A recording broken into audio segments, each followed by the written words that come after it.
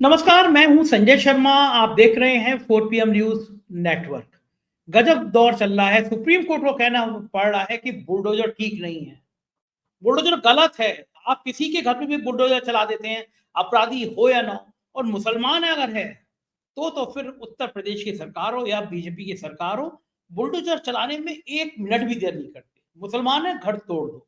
लेकिन supreme court ने एक बड़ा फैसला दिया है कि ये गलत है और इस तरह आप किसी का घर नहीं तोड़ सकते। लेकिन बड़ा सवाल ये है कि क्या योगी आदित्यनाथ और बीजेपी की सरकारें मानेंगी? 15 दिन का नोटिस देके क्या फिर घर तोड़ दिए जाएंगे? और क्या देश में अब ऐसी ही सरकारें चलाएंगे लोग कि टांग पे गोली मार दो, बुलडोजर चला दो? ये बड़ा सवाल है। आज अभय द्विवेदी जी से जो बातचीत की, मैंने उसमें ये बिंदु उठाया कि क्या लोकतंत्र यही बचा है कि जो संवैधानिक संस्थाएं वो सब जेब में डाल लो? हमारे विश्व गुरु मोदी जी की एक जेब में डेमोक्रेसी के नाम पर जो पर्चा है वो पड़ा रहता है, चुनाव आयोग उनकी दूसरी जेब में रहता है, अदालतों का क्या हाल है ये हम सब देख ही रहे हैं। मीडिया तो खत्म कर ही दी है, गोदी मीडिया बना दी है। तो फिर इसका भविष्य क्या है? डेमोक्रेसी बचेगी तो बचेगी कैसे? कब तक मुसलमानों के मन में खौफ पैदा कर करा के सरकार चलेगी? और क्या मुसलमानों के मन में खौफ पैदा करा के हिंदुओं का काम हो जा रहा है? नौकरी नहीं मिल रही है तो किसकी नहीं मिल रही है? ज्यादातर हिंदुओं की नहीं मिल रही है। अगर किसी कोई बेरोजगार है, महंगाई बढ़ रही है, तो ज्यादा नुकसान किसका है? हिंदुओं का है। बहुत तफसील से, विस्तार के साथ हमने आज अभय द्विवेदी से बातचीत की है। आपसे रिक्वेस्ट है, बातचीत सुनने से पहले चैनल को सब्सक्राइब कीजिएगा, ज्वाइन कीजिएगा। चलते हैं अभय द्विवेदी के पास। 4 PM न्यूज नेटवर्क में स्वागत है अभय द्विवेदी आपका। यूपी का बुलडोजर मॉडल पूरे देश में एक ऐसी मिसाल बन गया था, खास तौर से भारतीय जनता पार्टी समर्थित जो राज्य हैं में आता था, जिसके मकान में चाहते थे बुलडोजर लेकर पहुंच जाते थे, मकान तोड़ दिया करते थे। और खास तौर से अगर मुसलमानों का घर है तो वो कार्रवाई मिनटों में हो जाती थी कि इधर नाम किसी भी घटना के प्रकाश में नाम आया कि साहब ये है, हो सकते हैं या थे, बस नाम चर्चा में आ जाए, 4 घंटे के अंदर बुलडोजर लेकर पहुंचते थे अफसर और बुलडोजर पूरा घर तोड़ दिया करते थे। कानपुर में तो एक ऐसी बुलडोजर से तोड़ने गए थे, माँ बेटी की जलकर मौत हो गई थी, आग लगा ली थी। ब्राह्मण परिवार की माँ बेटी थी। बहुत बहुत हंगामा हुआ था इस बात पे। और फिर योगी आदित्यनाथ के बुलडोजर मॉडल की चर्चा पूरे देश में होने लगी। बीजेपी के सारे minister, chief minister bulldozer gift करने लगे। चुनाव में योगी आदित्यनाथ सभा में बुलडोजर खड़े किए जाने लगे। यानी ऐसा लगने लगा था देश भर में कानून का तो कहीं शासन है ही नहीं, अदालतें बेकार हैं, जज घर बैठ जाए, केवल अफसर जिले का डीएम फैसला करेगा और तुरंत फैसला। कि मजे की बात तो ये है कि कोई किराए पे भी रह रहा हो अगर अभियुक्त किसी की यहाँ, तो उस किराएदार रह रहा है तो मकान मालिक की क्या गलती? मकान मालिक तक के घर तोड़ दिए गए और फिर कहा गया कि साहब ये नक्शा नहीं था इनका। और मैं दावा कर सकता हूँ उत्तर प्रदेश की राजधानी लखनऊ में खुद मुख्यमंत्री के घर का नक्शा पास नहीं होगा। लेकिन अगर मुसलमान है तो किसी कार्रवाई में आ जाए, पूरे उत्तर प्रदेश के लखनऊ की अकबर नगर की पूरी पूरी बिल्डिंग तोड़ दी गई, पूरी पूरी कॉलोनियां बस्ती ध्वस्त कर दी गई कि साहब यहाँ पे डेवलपमेंट होगा। और डेवलपमेंट के नाम पर गरीब उजाड़े जाते हैं। भारतीय जनता पार्टी के सांसद है संजय सेठ, उनकी कंपनी है शालीमार। हमने स्टोरी छापी थी पूरी एक, उन्होंने वो रियल एस्टेट का शालीमार काम करती है, अब तो उसके वो डायरेक्टर थे। पूरा एक बिल्डिंग उन्होंने बनाई और 3 तल उन्होंने इलीगल बना दिए। लेकिन बुलडोजर इस तरह की किसी कॉलोनी को नहीं देखता, गरीब का घर होगा तो चला देगा। सुप्रीम कोर्ट ने कहा कि ये बिल्कुल गलत है, महिलाएं बच्चे रात को सड़कों पे आ जाएं, ये संभव नहीं है। और ये कहा कि किसी कीमत पर 15 दिन का नोटिस देंगे, 15 दिन तक कोई तोड़फोड़ नहीं होगी।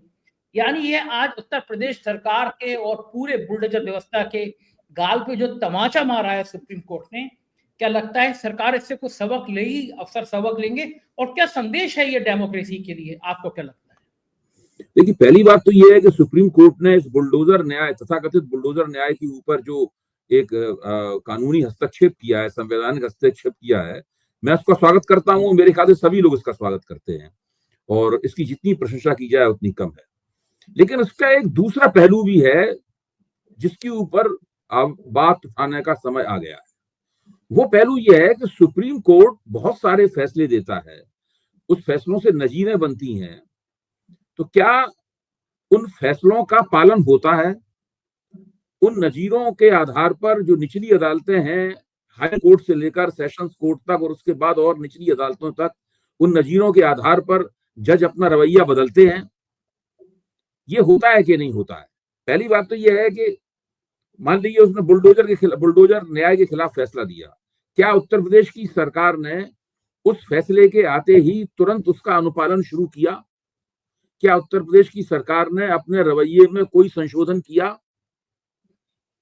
इसी तरीके से सुप्रीम कोर्ट ने जो कांवड़ यात्रा के दौरान होटलों के ऊपर जो नाम लिखने और मालिकों का नाम लिखने के लिए जो नियम बनाए थे योगी आदित्यनाथ ने, उसके ऊपर जो रोक लगाई थी उसने, क्या उसका पालन किया गया उत्तर प्रदेश में? इससे पहले भी जो आपत्तिजनक होर्डिंग एक बार लगाई गई थी, मुझे याद पड़ता है जब सुप्रीम कोर्ट ने उनको हटाने के लिए कहा, तो क्या सरकार ने उन आपत्तिजनक होर्डिंग्स को हटाया था? मेरा कहना यह है कि उत्तर प्रदेश की सरकार के संदर्भ में मैं खास तौर से कह रहा हूं कि वो अदालत की बात, देश की सर्वोच्च अदालत की बात मानने से लगातार ये सरकार इनकार करती रही। जब फैसला इसके खिलाफ आ जाता है तो ये खुल के नहीं कहती कि हम बात नहीं मानेंगे, फैसले का स्वागत करती है, लेकिन अपना काम वही करती रहती है जो करना चाहती है। इसके एक नहीं कई उदाहरण है। अब इससे तो ये होता है कि जो कार्यपालिका है, यानी जो चुनी हुई सरकार है, जो नौकरशाही के जरिए शासन प्रशासन चलाती है, वो अगर चाहे तो वो अदालत की कोई बात ना माने। अदालत के पास कौन सा अख्तियार है जो उन्हें अपनी बात मानने पर मजबूर कर दे? एक ही अख्तियार है कि वो मुख्यमंत्री को या मुख्य सचिव को अदालत में तलब करे और वहां जाके उनको सजा सुनाए या धमकाए या उनके ऊपर जुर्माने लगाए या कोई ऐसा पनिशिंग प्रोसीजर उनके खिलाफ चलाए। मौजूदा भारतीय जनता पार्टी की सरकारें और खासतौर से उत्तर प्रदेश की सरकार का ये जो एक जिद भरा उद्दंडता मूलक रवैया है, जो लगातार अदालती प्राधिकार का, जो कि संविधान सम्मत प्राधिकार है, उसका तिरस्कार करता है। उसका कहना है कि आप कोई भी फैसला देते रहिए, हम नहीं मानते, हम मुंह से नहीं कहेंगे कि हम नहीं मान रहे, मुंह से कहेंगे तो पकड़ जाएंगे, मुंह से कहेंगे ही नहीं और फैसले को नहीं मानेंगे। हमारी नौकरशाही वही काम करती रहेगी जो पहले वो कर रही है। उसके बाद हर बार जब अदालत के फैसले का उल्लंघन होगा, तब लोग दौड़ दौड़ के फिर से अदालत में जाए, सुप्रीम कोर्ट में, देखिए साहब आपकी बात नहीं मानी गई, कंटेम्प्ट ऑफ कोर्ट हो गया, ये हो गया, वो हो गया, इस तरह की तमाम, यानी फिर आदमी अदालत के, सरकार के फैसले के खिलाफ लगातार अदालतों में दौड़ लगाता रहे। देखिए ये एक खास तरह की प्रवृत्ति है जो कि बुलडोजर फैसले के बाद में पूरी तरीके से उजागर हो चुकी है। सुप्रीम कोर्ट कितने बार बुलडोजर न चलाए जाएं इसकी नसीहत दे चुका है, लेकिन बार बार उसको ऐसा क्यों करना पड़ रहा है? उसको जुर्माने क्यों लगाने पड़ रहे हैं? भाई उसने 25 लाख रुपए जुर्माना लगा दिया, हम लोगों ने खुश होकर कहा देखिए बड़ा अच्छा काम हुआ, लेकिन इससे सरकार को क्या नसीहत मिलती है? कोई नसीहत नहीं मिलती सरकार को। सरकार कोई बात मानना ही नहीं चाहती। इस सरकार का, मोदी सरकार से लेकर योगी सरकार तक जितनी भी इस तरह की सरकारें हैं, वो ये मानकर चलती हैं कि चूंकि जनता ने उन्हें एक चुनाव में चुनकर भेज दिया है, इसलिए उनके ऊपर कोई नियम संयम लागू नहीं होता। और जब कोई निर्वाचित सरकार इस प्रकार का आचरण करने लगे तो समझ लीजिए कि वो निर्वाचित सरकार होने की आड़ में दरअसल पूरे निरंकुश तरीके से अपना काम कर रही है। अच्छा, एक बार जब कार्यपालिका इस बात पर आमादा हो जाए और जो पॉलिटिकल, क्योंकि हमारे देश में पॉलिटिकल डेमोक्रेसी है ना, हमारी डेमोक्रेसी पॉलिटिकल डेमोक्रेसी कहलाती है। पॉलिटिकल डेमोक्रेसी का मतलब होता है कि जो चुनाव द्वारा चुन के राजनीतिक लोग आते हैं, वो लोग सरकार चलाते हैं। तो जब वो ये मिल जाए आपस में, उसके बाद कौन सा ऐसा तरीका है जिससे अदालत से उत्पीड़ित पक्ष जो है वो गुहार लगाए, अदालत उसे इंसाफ दे और सरकार उस इंसाफ को आगे बढ़ाने से, इंसाफ को जमीन पर लागू करने से इनकार कर दे। एक अघोषित इनकार सरकार की तरफ से, अदालत के फैसलों को मानने से एक अघोषित इनकार हमेशा होता रहता है। ये अघोषित इनकार है, इसका इलाज क्या है? मेरा कहना ये है, इसका इलाज फिर लगातार कुछ संगठन बन जाए, निरंतर सरकार के खिलाफ अदालत में दौड़ते रहे, थक जाएंगे कुछ दिनों बाद। क्या? अच्छा संजय जी आप बताइए, आप तो उत्तर प्रदेश की राजनीति में और भाजपा सरकारों की जो नीति है उस पर कड़ी नजदीकी निगाह रखते हैं, क्या ऐसा नहीं हो रहा है जो मैं कह रहा हूं, या मैं बढ़ा चढ़ा के अपनी बात कह रहा हूं? नहीं, बिल्कुल होता है, मैं 100% आपकी बात से सहमत हूं, एकदम ऐसा होता है। ब्यूरोक्रेट तो अभी देखिए पिछले हफ्ते ही 25 लाख रुपए का जुर्माना लगाया गया, यूपी के अफसरों पर लगाया गया, बिना किसी नोटिस के फोटो चलाए घर तोड़ दिया। एक शेर है ना वो कि लोग उम्र गुजार जाती है एक मकान बनाने में, लोग तरस नहीं खाते बस्तियां जलाने में, तो ये जला नहीं रहे, बुलडोजर तोड़ दे रहे हैं। एक मकान, गरीब के लिए एक मकान कितना बड़ा सपना होता है। आपने लाइन खींची कि तुम्हारा घर जो है अतिक्रमण में आ गया, हम तुम्हारा घर तोड़ दे रहे हैं।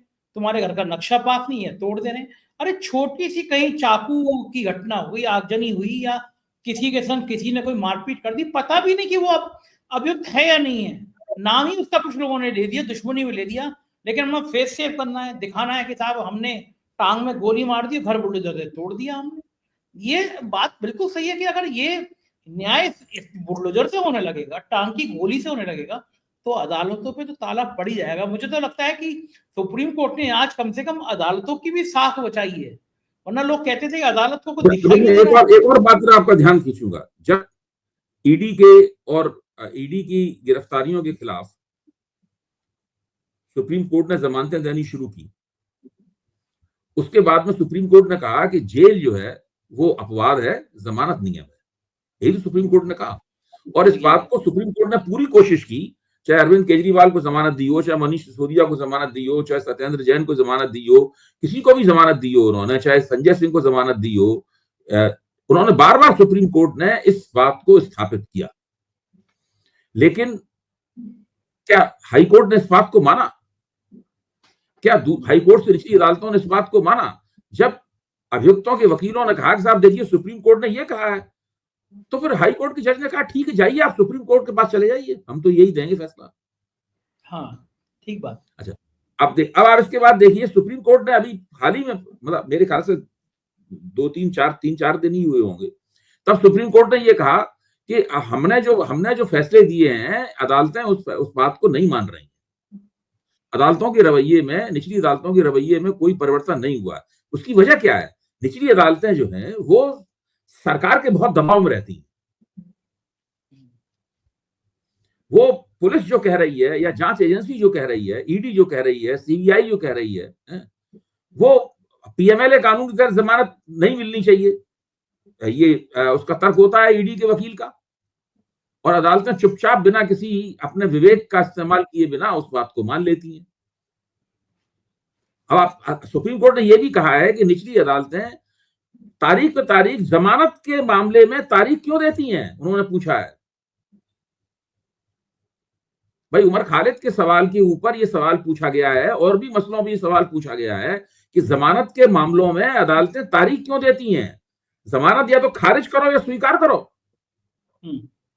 भैया तो आप कह दिए जमानत खारिज, खारिज होने का मतलब है कि वो ऊंची अदालत में जाएगा, उसको अधिकार प्राप्त है, जमानत खारिज होती ऊंची अदालत चला जाए। लेकिन जमानत का मुकदमा ही नहीं सुनती, उस पर तारीख पे तारीख दी जा रही है। क्यों? कि पुलिस नहीं चाहती, क्यों कि सीबीआई नहीं चाहती, क्यों कि ईडी नहीं चाहती। तो ये हम लोग इस बात पे बहुत चर्चा करते हैं कि सरकार ने मीडिया को कैप्चर कर लिया है। सरकार ने सुप्रीम कोर्ट को अगर आप छोड़ दें तो सुप्रीम कोर्ट के नीचे जितनी अदालतें हैं, हाई कोर्ट समेत, उसको भी सरकार ने कैप्चर कर लिया है। बिल्कुल ठीक कह रहे हैं आप। अच्छा, इस प्रकार का कंट्रोल और कैप्चर भारत के इतिहास में कभी नहीं हुआ। इमरजेंसी का जो पीरियड था, इमरजेंसी की जो अवधि थी, उसको छोड़कर कभी भी ऐसा नहीं हुआ कि ऐसी स्थिति हो कि अदालतों ने जमानत के मामले सुनने से इनकार किया हो और उसमें तारीख बढ़ाई हो। जमानत में थोड़ी ना तारीख बढ़ाई जाती है भाई। बिल्कुल ठीक बात है, एकदम सही बात कह रहे हैं। अच्छा, मुझे एक बात और बताइए अभय जी, आप कह रहे हैं कि सुप्रीम कोर्ट को छोड़कर निचली अदालतें प्रेशर में रही। आपको याद है ना कि सुप्रीम कोर्ट में एक महिला ने चीफ जस्टिस की शिकायत करी थी, यौन शोषण के आरोप लगे थे, उसके बाद चीफ जस्टिस की आत्मा एकदम जग गई थी। गोगोई साहब का हुआ था, और वो राज्यसभा में चले गए थे। उस दिन के बाद से फिर सुप्रीम कोर्ट पर सवाल खड़े होने हुए। क्या आपको लगता है कि वो एक ऐसा मुकाम था जब लोगों का सुप्रीम कोर्ट से भरोसा खत्म हो गया था? गगोई साहब का जो आचरण, जो हमारी संस्थाएं हैं, ऐसे बहुत से मसले आए हैं। एक जमाने में चुनाव आयोग के ऊपर कोई सवाल नहीं उठाता तो उसकी साख बहुत ही ऊंची थी, चमकदार साख थी। अदालतों पर भी, सुप्रीम कोर्ट पर खासतौर से बहुत भरोसा था लोगों का कि भाई कहीं इंसाफ ना मिले, आखिरकार सुप्रीम कोर्ट में आने पर तो मिल ही जाएगा इंसाफ। अच्छा, फिर भी मैं ये मानता हूं कि अभी अगर और दूसरी संस्थाओं के हिसाब से देखें तो सुप्रीम कोर्ट के ऊपर अभी भी लोगों का भरोसा है। मतलब लोग दौड़ के सुप्रीम कोर्ट जाते क्यों हैं? सुप्रीम कोर्ट इसलिए तो जाते हैं भाई वहां एक बार मिल जाए। लोगों को ये भी यकीन है कि सुप्रीम कोर्ट फैसला दे देगा तो सरकार को मानना पड़ेगा। ये यकीन अब धीरे धीरे डगमगा जाएगा। सुप्रीम कोर्ट फैसला दे रहा है, सरकार ऊपर से तो नहीं कह रही है कि इस फैसले को नहीं मानेंगे, लेकिन वो मानती नहीं है व्यवहार में उस फैसले को। वो ब्यूरोक्रेसी को इशारा कर देती है, मामला फिर लटक जाता है। बिल्कुल ठीक बात है। वो जो तो है ये जो पूरी स्थिति है, ये आश्चर्यजनक है। मेरी समझ में ही नहीं आता है कि आप, अगर ऐसा होगा तो कोई क्या करेगा। मान लो हमारे और आपके खिलाफ भी कोई नाइंसाफी होती है, हम उस नाइंसाफी के खिलाफ अपने किसी वकील को करके सुप्रीम कोर्ट में गुहार लगाते हैं। सुप्रीम कोर्ट हमारी बात को हमदर्दी सुनता है और हमारे पक्ष में फैसला देता है। इस बात की कोई गारंटी नहीं है कि अदालत उस फैसले को मानेगी। ये एक अजीब सी स्थिति बन गई है और ये मैंने पहले कभी नहीं महसूस किया था, मैं आपको बताऊं ये। लेकिन मैं पिछले कम से कम 6-7 महीने से इस चीज को महसूस कर रहा हूं कि अब कोई गारंटी नहीं है कि सुप्रीम कोर्ट के फैसले से भी आपको राहत मिले। बिल्कुल बिल्कुल भले ही ठीक सुप्रीम है। कोर्ट आपके पक्ष में फैसला क्यों ना दे दे। बिल्कुल ठीक कह रहे हैं। और ये माहौल जो बन रहा है ये बड़ा खतरनाक बन रहा है। और खास तौर से मैं जिक्र करना चाहूंगा कि गवई साहब के बाद में, गोगी साहब के बाद में चंचूड़ आए। चंचूड़ को लेके बड़ी उम्मीद जगी की और चंचूड़ में कुछ फैसले थे भी, लेकिन वो फैसले भी कार बोलने में ज्यादा खर्च हो गए। चंडीगढ़ में वो पकड़ा गया आदमी गलत तरीके से, बड़ी बड़ी टिप्पणियां हो गई, अखबारों में छप गई। आज तक तो वो गिरफ्तार होकर जेल नहीं किया कि वो लाइव बेईमानी करते हुए पकड़ा गया था। तमाम ऐसी नजीरें हैं। उमर खालिद के मामले में चंचूड़ साहब को दिखाई नहीं दिया कि उमर खालिद की एक जस्टिस जो है वो जो जिसके मोदी जी से बड़े करीबी रिश्ते बताए जाते हैं, वो डेट पे डेट को देती चली जाती है। उमर खालिद का जिक्र ही नहीं था। चंचूड़ साहब के लास्ट के कुछ महीने इतने ज्यादा विवादित हो जाएंगे, चंचूड़ साहब ने सोचा नहीं होगा। एक तो हमारे विश्व गुरु जी गणेश जी की आरती करने पहुंच गए, और बड़ा सवाल ये था कि लोगों ने पूछा कि जब विश्व गुरु पहुंचे आरती करने प्रधानमंत्री जी, तो इसके फोटो कौन वायरल कर रहा है भैया? चंचूड़ साहब खुद कर रहे हैं, प्रधानमंत्री कर रहे हैं। और वो चंचूड़ साहब को इस आचरण को लेकर बड़ा विपक्ष के लोगों ने कमेंट किया। आज मैं सोशल मीडिया पे देख रहा था, उद्धव ठाकरे के हवाले से कहीं लिखा था कि उद्धव ठाकरे ने कहा कि मुझे चंचूड़ साहब से ये उम्मीदें नहीं थी। महाराष्ट्र की सरकार का फैसला अधर में ही है, मतलब नए चुनाव भी आ गए, फैसला ही नहीं हो रहा है। कई फैसले, एक पिक्चर आई थी, एक रुका हुआ फैसला, तारीख पे तारीख, तारीख पे तारीख, तो वही चलता रहता है। चंद्रचूड़ साहब का जाते जाते ये जो हाल हुआ, इसके बारे में आप क्या कहेंगे? मोदी जी ने प्लानिंग देखिए, बहुत दुर्भाग्यपूर्ण है और ये बिल्कुल हमारे लोकतंत्र की एक ऐसी विडंबना है कि देखिए, सबसे उम्मीद हर कोई आपसे नाइंसाफी कर, पुलिस वाला आपको डंडा मार सकता है, आपको कट्टा लगा के बंद कर सकता है, आपको पुड़िया लगा के बंद कर सकता है पुलिस वाला, नेता आपको तंग कर सकता है, नेता आपके घर पे छापा पड़वा सकता है, आपको बहुत कुछ ये सब लोग कर सकते हैं। उम्मीद ये थी कि अदालत से आपको राहत मिलेगी। अच्छा, अब तो अदालत में भरोसा उठ गया, कम हो गया। अगर बिल्कुल नहीं उठ गया तो अदालत में भरोसा बहुत कम हो गया। अब एक और उसमें नया पेश ये पैदा हो गया, मान लो अदालत ने आपके पक्ष में फैसला दे भी दिया, तो कोई गारंटी नहीं है कि उस फैसले को सरकार मानेगी कि नहीं मानेगी। अब मुझे लगता है ये है कि ये बिल्कुल जिसे कहते हैं लोकतंत्र संबंधी भ्रम की स्थिति है, और इस भ्रम से कैसे निजात मिलेगी, मुझे बहुत मुश्किल लग रहा है। हाँ, ये सीन्स के बाद तो कम क्या से ही कम पूछा जाए, इतने दिनों से राजीव टीका टिप्पणी कर रहा हूँ, इतने दिनों से अखबारों में लिख रहा हूँ, सारी जिंदगी यही करते करते गुजर गई। मुझसे पूछा जाए कि भाई इस समस्या का इलाज क्या है, तो मैं तो ना बता पाऊंगा। सही बात है, कोई भी क्या बता पाएगा जब आपकी जितनी संवैधानिक संस्थाएं हैं, चुनाव आयोग वो विश्व गुरु की जेब में, अदालतें तो लगता है विश्व गुरु की जेब में, मीडिया दूसरी जेब में, बचा क्या है इस देश में? मतलब डेमोक्रेसी का बस आप केवल माला जपते रहिए। हम लोकतंत्र के देश में चुनाव आयोग का जो आचरण है, लगातार उद्धव ठाकरे के हेलीकॉप्टर की तलाशी हो रही थी। जब बहुत लानत मनानत हुई थी किसी और की नहीं, तो शायद शिंदे साहब की भी कर ली गई फॉर्मेलिटी में कि आप शिंदे की भी कर लो, पवार की भी कर लो, तो बैलेंस हो जाएगा। शर्म नहीं आती होगी सर? क्या राजीव कुमार को लगता नहीं होगा कि पूरा देश कितना उनपे हाय फेंक रहा है, कितना लज्जित कर रहा है, उनके लिए कितनी गंदे गंदे शब्द कहे जा रहे हैं कि इतना नपुंसक, इतना नाकारा चुनाव आयोग इस देश ने कभी देखा नहीं। इन लोगों को चुनाव आयोग तो खुद को नहीं लगता होगा कि हम क्या पूरी डेमोक्रेसी की ऐसी तैसी कर दे रहे हैं? भाई, मुझे तो लगता है कि ये लोग अपने जो नजदीकी स्वार्थ है, केवल उनके ऊपर, मैं किसी व्यक्ति का नाम नहीं ले रहा हूं, जिनका आपने जिक्र किया है उनका और उस जैसे तमाम लोग अपने जो नजदीकी स्वार्थ हैं, उन नजदीकी स्वार्थों को प्राथमिकता देते हैं।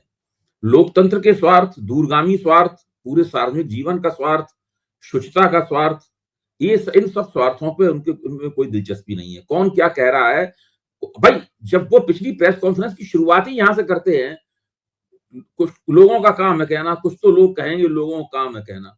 अब आप कह रहे हैं, लोग ये कह रहे हैं, उन पर क्या असर पड़ने वाला है भाई? जो अपनी प्रेस कॉन्फ्रेंस की शुरुआत ही इस बात से करता है, कुछ तो लोग कहेंगे, लोगों का काम है कहना, तो लोग कहते रहे, संजय शर्मा कहते रहे, अभय कुमार दुबे कहते रहे, हमारे ऐसे कुछ और लोग कहते रहे, उससे उनके ऊपर क्या असर होता है? बात तो ठीक है। अबे जी, आपने तो इतना देश में इतने चुनाव देखे हैं, इतने चुनाव आयोग देखा है, कभी इतना पतन देखा था कभी चुनाव आयोग का? कभी एक टाइम में शेषन जैसा आदमी था, ऐसा दौर कभी देखा था आपने? नहीं नहीं, बिल्कुल नहीं। देखिए, ये बहुत बड़ी बात है। चुनाव सुधार होना चाहिए, इलेक्टोरल रिफॉर्म्स होने चाहिए, और बहुत डीप और जिसे कहते हैं बहुत गहन और विस्तृत चुनावी सुधारों की तुरंत आवश्यकता है। ये अगर नहीं होंगे तो हम लोगों का लोकतंत्र किसी काम का नहीं रह जाएगा। देखिए, लोगों को ये नहीं पता है कि जब जनता कुंठित हो जाती है और निराश हो जाती है, तब वो ऐसे काम करने को उतर आती है जनता, जो कि पूरे भारत की, जो श्रीलंका में हुए थे, जो बांग्लादेश में हुए। मैं नहीं चाहता हूं, आप भी नहीं चाहते हैं कि इस देश में श्रीलंका और बांग्लादेश जैसी कोई स्थिति पैदा हो, लेकिन ये तभी होगी जब लोगों को ये रहेगा कि भाई हमारे लिए कोई गुंजाइश मौजूद है इस व्यवस्था में। जब व्यवस्था में गुंजाइश नहीं मौजूद होगी, आप सोचिए, जो लोग पीसीएस बनना चाहते हैं, वो लोग, उन लोगों की परीक्षा ठीक से नहीं हो रही, जो डॉक्टर बनना चाहते हैं उनके पर्चे लीक हो रहे हैं, जो इंजीनियर बनना चाहते हैं उनके पर्चे लीक हो रहे हैं, बेरोजगारी की दर इतनी ज्यादा है, महंगाई इतनी ज्यादा है, जो खाने पीने की चीजें हैं उसकी महंगाई 10% से ऊपर चली गई है। आप सोचिए, रिजर्व बैंक ने एक इन्फ्लेशन का जो 6% की एक सीमा बनाई थी, वो उसको लगातार फरवरी से ही वो सीमा लगातार क्रॉस हो रही है। हालत ये है, उससे ऊपर बहुत बुरी हालत है देश और समाज की। और चुनाव लगातार आयोजित कराए जा रहे हैं, प्रधानमंत्री डींगे पे डींगे मार रहे हैं, उत्तर प्रदेश के मुख्यमंत्री का काम तो केवल मुसलमानों को गाली देने के अलावा कोई है ही नहीं। क्या ये सरकार चलाने के काम में समय नहीं खर्च करते? क्या ये सचिवालय जाते हैं योगी जी? क्या करते हैं? सरकार कैसे चलती है बताइए? ये सचिवालय जाते हैं, क्या ये मंत्री कब से कैबिनेट की नियमित बैठक होती है, अफसरों की बैठक होती है, क्या होता है? अबे देवी जी, पन्ना प्रमुख से लेकर विधायक तक, विधायक से लेकर मंत्री तक, और मंत्री से लेकर डिप्टी मुख्यमंत्री तक, उप मुख्यमंत्री तक, सबका मानना ये है कि ये पहली सरकार है जो नौकरशाहों के हवाले है। मतलब मैं खुद कह रहा हूँ, जिम्मेदारी के साथ कह रहा हूँ कि 15-16 साल से लखनऊ में देख रहा हूँ, बड़े करीब से देख रहा हूँ। मैंने मुख्यमंत्री कार्यालय बड़े करीब से देखे, मुख्यमंत्री कार्यालय के अंदर बैठ के भी कार्यालय देखे, लेकिन इतना नाकारा मुख्यमंत्री का कार्यालय, इतना खराब मुख्यमंत्री का कार्यालय और नौकरशाही में इतना भ्रष्टाचार मैंने नहीं देखा। अखिलेश सरकार में भी हुआ भ्रष्टाचार, मायावती सरकार में भ्रष्टाचार, लेकिन इस सरकार की में नौकरशाही ने भ्रष्टाचार की हदें पार कर दी। बीजेपी के खुद के विधायक कहते हैं कि थाने बिक रहे हैं, तहसील बिक रही है, कहां करोगे? लेकिन उनको, मुख्यमंत्री को लगता है मुसलमान मुसलमान मुसलमान, बुलडोजर, टांग में गोली। ये मुख्यमंत्री के विजन में टांग के गोली और बुलडोजर है, तो कैसे कैसे सरकारें चलेगी? ऐसी चलेगी। मुझे तो अभय दुबे जी ये लगता है कि कहीं ना कहीं जब ये लोकसभा का रिजल्ट आया है और योगी आदित्यनाथ की बहुत फजीयत हुई है, इतनी बुरी तरह हार हुई, उसके बाद योगी आदित्यनाथ और एग्रेसिव हो गए हैं कि उनको लगता है ये विकास की बातें से, तो फर्जी विज्ञापन छपते थे चलेगा नहीं, तो हिंदू मुसलमान ही होगा चलेगा। आपको भी लगता है ना लोकसभा चुनाव में कुछ गड़बड़ा दिया है? नहीं नहीं, ये तो बिल्कुल अब एक स्थापित बात है कि 5 जून के फैसले के बाद में राष्ट्रीय स्वयंसेवक संघ, नरेंद्र मोदी और योगी आदित्यनाथ और दूसरे जो भी इस तरह के लोग हैं, सबके बीच सबने मिलकर एक नीति बनाई है, एक रणनीति बनाई है। और रणनीति यह है कि ज्यादा से ज्यादा हिंदू बनाम मुसलमान करो। भारतीय जनता पार्टी के कुछ लोगों ने, जो अच्छे पदों के ऊपर हैं, निजी बातचीत में बताया भी है, बहुत से कई पत्रकारों को बताया है कि हमने बहुमत खोया है, इसकी प्रतिक्रिया में हम इतना जबरदस्त हिंदू बनाम मुसलमान करेंगे कि लोग हैरान रह जाएंगे। क्योंकि वो चाहते हैं कि 90 के दशक में जब राम जन्मभूमि आंदोलन चल रहा था, जब दिन रात एक सांप्रदायिकता का पूरा नंगा सांप्रदायिक का तांडव हो रहा था, जिसमें साध्वी रितंबरा और ये लोग सब भयंकर भीषण भाषण दिया करते थे, विनय कटियार का जमाना, ये सब लोग, ये जो पूरा जमाना था, इस जमाने की वापसी की पूरी कोशिश हो रही है। देखिए, वो जो नारा था ना कि रामलला हम आए हैं, मंदिर यहीं बनाएंगे, उस नारे का विकल्प है ये, बटेंगे तो कटेंगे। हाँ उस बिल्कुल, नारे वैसे नारे की तरह उसको स्थापित किया जा रहा है, बटेंगे तो कटेंगे। ये स्थिति है अब। लग भी रहा है यही स्थिति, यही हालात आ गए अब उधर। चुनाव आयोग इसके ऊपर कोई संज्ञान नहीं लेता। वो तो उनका गांधी जी के 3 बंधन है, उनको क्यों हाँ, वो क्यों वहां करेंगे। पे चुनाव के दौरान लगातार ये बात कही जा रही, चुनाव आयोग की है तो संज्ञान नहीं लेता, वरना चुनाव आयोग अगर एक सख्त नोटिस दे दे उसके बाद ये बंद हो जाएगा अपने आप। अच्छा, उधर हमारे विश्वगुरु जी हैं, उनका भी झूठ बोलने में कोई सानी नहीं है। आज मैं भाषण सुन रहा था उनका चुनाव के बीच में, वो कह रहे थे कि कांग्रेस जो है वो आरक्षण के विरोधी है। तो पुराने अखबार निकाल के देख लो, कांग्रेस अखबार में फुल पेज के विज्ञापन देके ये कोशिश करती थी आरक्षण खत्म हो जाए। आप तो एक सदियों से आप अखबार में लिखते रहे, अखबार पढ़ते रहे, रोज 10 अखबार पढ़ने वाले पत्रकारों में आपने कभी कांग्रेस के ऐसे फुल पेज के विज्ञापन देखे जो आरक्षण विरोधी हो? जो मैंने तो कभी सुना नहीं, ना किसी ने कांग्रेस पे कभी आज तक ये आरोप लगाया। देखिए, ये अगर कांग्रेस ने किया होता तो फिर अखिलेश यादव की पार्टी सबसे पहले ये आरोप लगाती, मायावती की पार्टी सबसे पहले ये आरोप लगाती। कांग्रेस में ये आरोप तो लगता है कि मंडल कमीशन की जब रिपोर्ट आई तो उस रिपोर्ट को लागू करने में इन लोगों ने हीला हवाला किया, देर की लागू करने में, जो बाद में वीपी सिंह ने उस रिपोर्ट को लागू किया। ये इल्जाम तो लगता है कांग्रेस के ऊपर, लेकिन ये इल्जाम कभी नहीं लगता कि उन्होंने अखबार में विज्ञापन देकर पूरे पेज के उन्होंने आरक्षण का विरोध किया। कांग्रेस ने कभी भी आरक्षण का विरोध नहीं किया। ये बिल्कुल गलत बात है। और प्रधानमंत्री पता नहीं क्यों ये कह रहे हैं, मुझे नहीं लगता कि ये प्रधानमंत्री के लिए कोई, प्रधानमंत्री ने अगर ये बात कही है तो इसके पीछे कोई सुचिंतित नीति है। मतलब प्रधानमंत्री ये भी है ना, प्रधानमंत्री अपनी बात कहते हैं उस बात से पलट भी जाते हैं।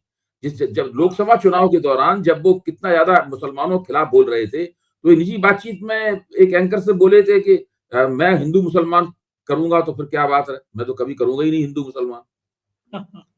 मतलब एक तरफ वो कह रहे हैं और दूसरी तरफ ये कह रहे हैं, तो ये तो इस तरह से करते रहते हैं। कुछ भी कर सकते हैं वो। बहुत बहुत शुक्रिया अभय जी, आपने तक कीमती समय दिया। Thank you sir. तो ये थे अभय दुबे जी, और मुझको यकीन है ये बातचीत आपको पसंद आई होगी। अपना प्यार बनाए रखिएगा। शुक्रिया, थैंक यू।